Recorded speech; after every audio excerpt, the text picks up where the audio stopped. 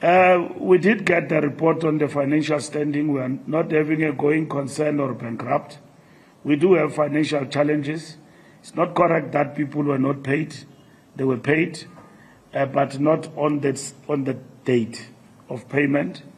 We're running a huge bill as the ANC in terms of salary bill, and the challenge of being resourced and fundraising in the world. So access to rail and ports devolution is one of the things that we've asked for. We've asked for an open electricity network so that the other behemoth that is Eskom that keeps bleeding money can be disintermediated, and private sector participants and households can contribute fairly to the grid and get compensated for that. Since our formation in 1912, the ANC has always emphasized the importance of dialogue in resolving differences. However, while we remain engaged and committed to diplomacy and mutually beneficial relations, our humility should not be equated to weakness. On now is Cape Town and Richards Bay are poorly run ports under the behemoth that is Transnet. We need to see those ports devolved and potentially privatized. When we say privatized, we don't mean that the private sector has, we want the efficiency of the private sector, whatever that looks like, to come and contribute to the equation where our ports are now some of the worst, and we'd like to see them some of the best run ports in the world. In conclusion, the NEC reaffirms that the ANC is an important political force capable of uniting our nation and driving inclusive transformation. We are renewing our movement, revitalizing local government, expanding access to basic services, and confronting the enemies of progress. The path ahead demands courage, discipline, and collective resolve.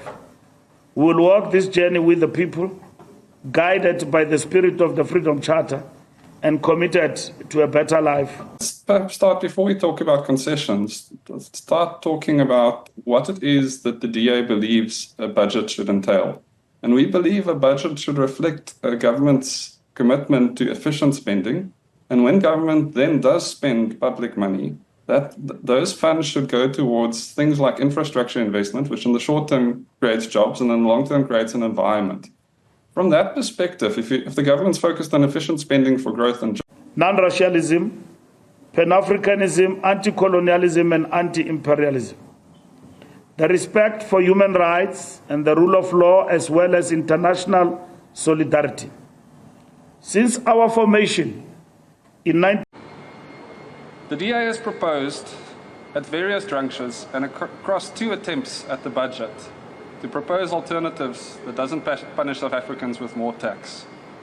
While we've been open-minded and we've taken a posture of collaboration with our partner, the ANC has failed to agree to the reforms that we need to get the economy going, and if we get the economy going, for our revenue to increase over time so that we don't need to increase taxes. And because of this refusal from the ANC to agree to reasonable, politically neutral measures, I have now been mandated to go into this committee and amend the fiscal framework such that there will be no VAT increases. Thank you very much. Agree, but we ultimately established a government of national unity on the basis of the statement of intent.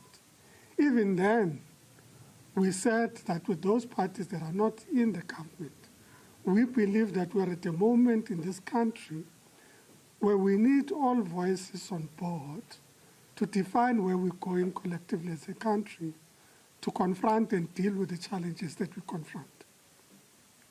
I thought it's